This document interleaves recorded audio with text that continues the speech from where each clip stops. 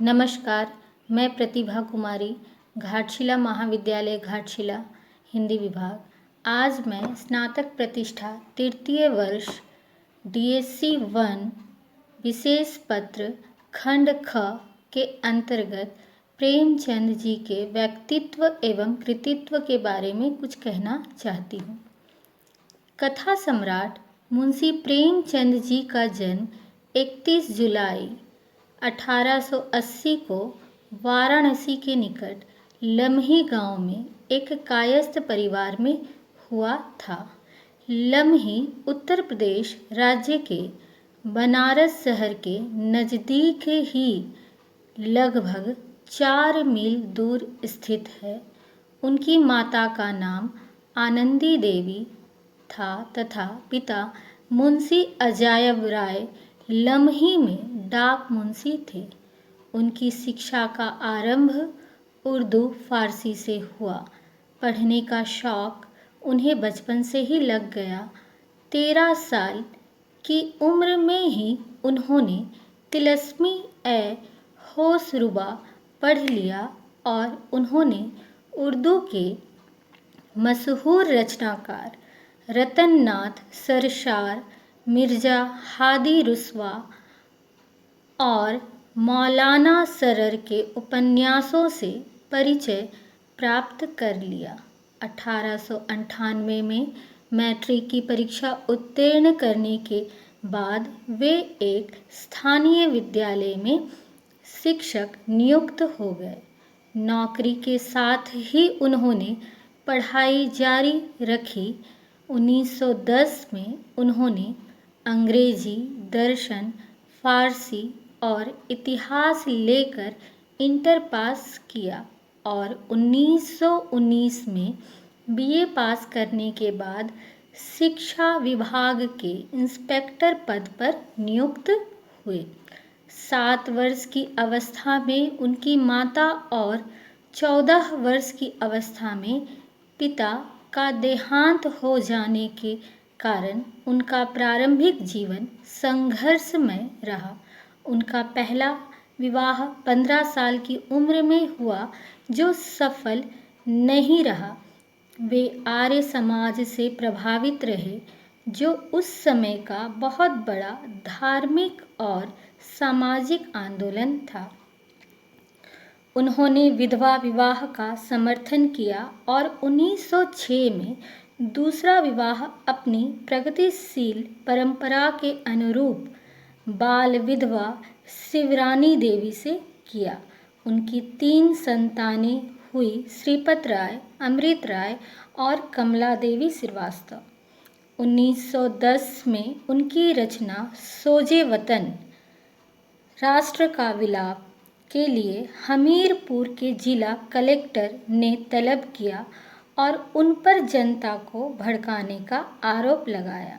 सोजे वतन की सभी प्रतियां जब्त कर नष्ट कर दी गई। कलेक्टर ने नवाब राय को हिदायत दी कि अब वे कुछ भी नहीं लिखेंगे, यदि लिखे तो जेल भेज दिए जाएंगे।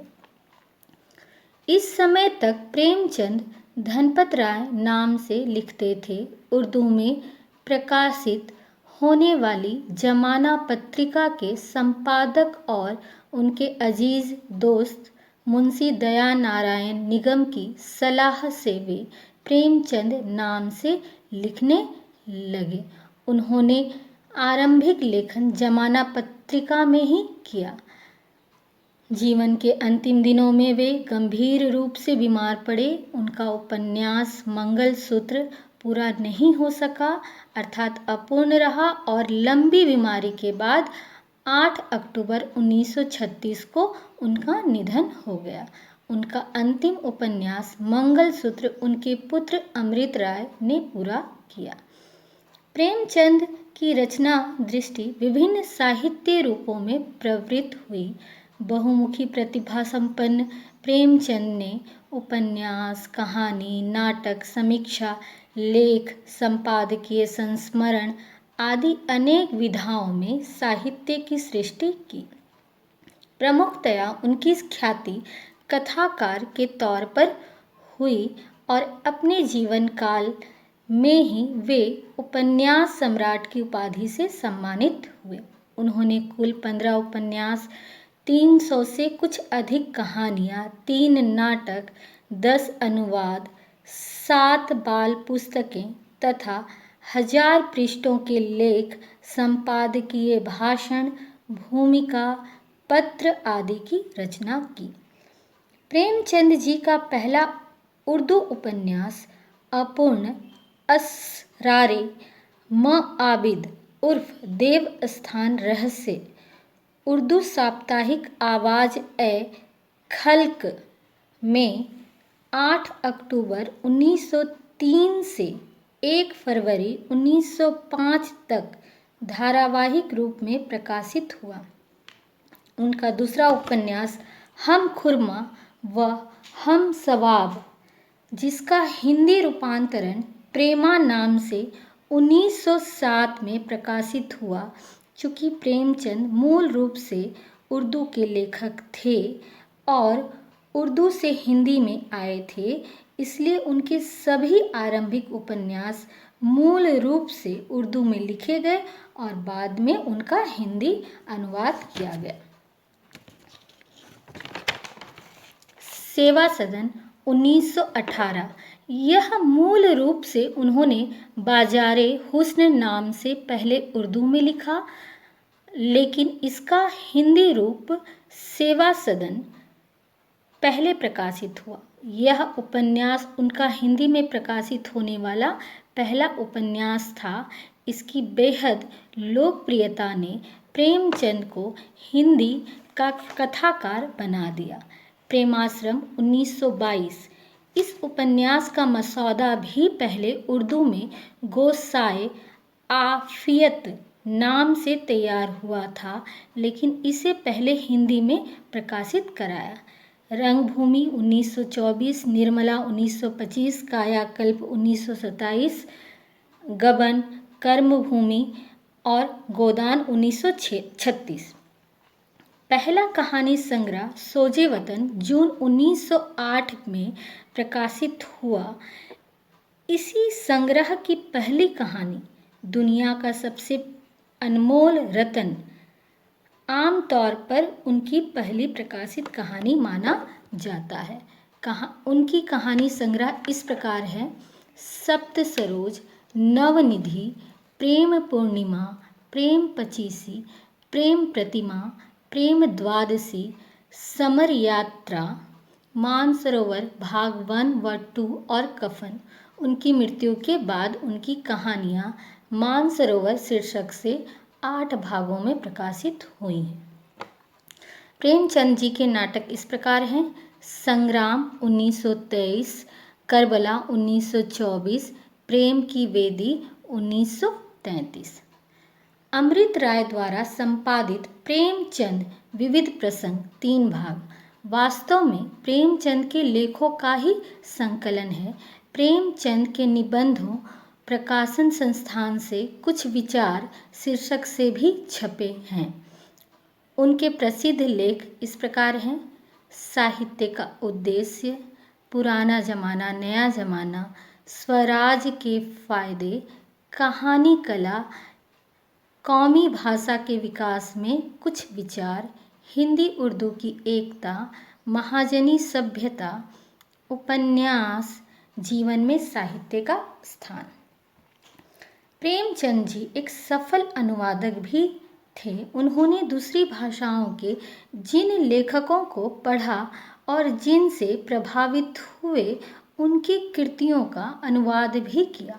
टॉल्स्टॉय की कहानियाँ 1923, गाल्सवर्दी के 3 नाटकों का हड़ताल 1930, चांद की डिबिया 1931 और न्याय 1931 नाम से अनुवाद किया।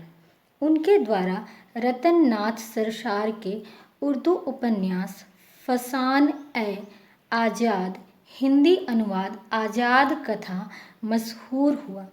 प्रेमचंद की पत्नी शिवरानी देवी ने प्रेमचंद घर लिखी और उनके व्यक्तित्व के उस हिस्से को उजागर किया जिससे लोग अनभिज्ञ थे।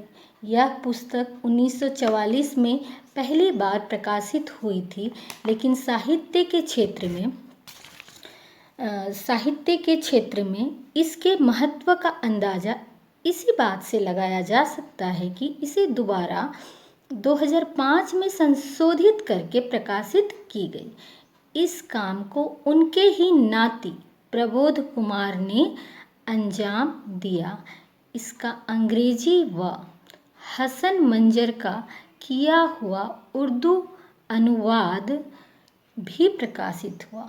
उनके ही बेटे अमृत राय ने कलम का सिपाही नाम से पिता की जीवनी लिखी है। प्रेमचंद जी के बाल साहित्य इस प्रकार हैं: राम कथा, कुत्ते की कहानी आदि। प्रेमचंद जी ने साहित्य के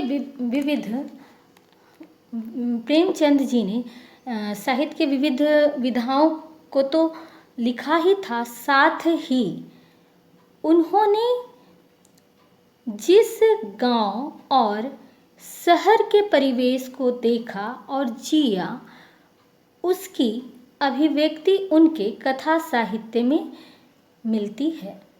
किसानों और मजदूरों की दयनीय स्थिति, दलितों का शोषण, समाज में स्त्री की दुर्दशा, स्वाधीनता आंदोलन आदि उनकी रचनाओं के मूल विषय रहे हैं। प्रेमचंद के कथा साहित्य का संसार बहुत व्यापक है। उसमें मनुष्य ही नहीं, पशु पक्षियों को भी अद्भुत आत्मीयता मिली है। बड़ी सी बड़ी बात को सरल भाषा में सीधे और संक्षेप में कहना प्रेमचंद के लेखन की प्रमुख विशेषता रही है। उनकी भाषा सरल एवं मुहावरेदार है तथा अरबी, फारसी, अंग्रेजी के प्रचलित शब्दों का प्रयोग उन्होंने कुशलतापूर्वक किया है। धन्यवाद।